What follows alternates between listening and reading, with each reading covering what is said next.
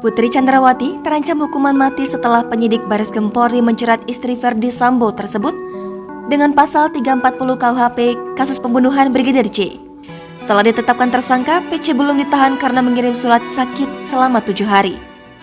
Putri Chandrawati sudah diperiksa sebanyak 3 kali sebelum ditetapkan sebagai tersangka.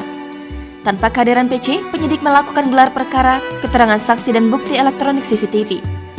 Hal itu diungkapkan oleh Dirtipidum Bareskrim Polri Brigjen Andi pada Jumat 19 Agustus 2022. Brigjen Andi menyebut penetapan PC sebagai tersangka setelah tim melakukan olah TKP. Selain itu, 4 berkas perkara akan dilakukan pelimpahan untuk kemudian dipelajari tim jaksa. Sebelumnya, istri mantan Kadipropam Polri, Irjen Verdi Sambo, Putri Chandrawati ditetapkan sebagai tersangka baru kasus pembunuhan berencana Brigadir Nofriansah Yosua Huta Barat alias Brigadir J. Penetapan status tersangka terhadap Putri membuat jumlah tersangka dalam kasus ini bertambah menjadi 5 orang. Sebelumnya, Irjen Verdi Sambo terancam hukuman mati karena menjadi dalang pembunuhan Brigadir J. Verdi Sambo dijerat pasal 340 KUHP yang mana ancaman hukuman paling ringan 20 tahun penjara dan maksimal hukuman mati.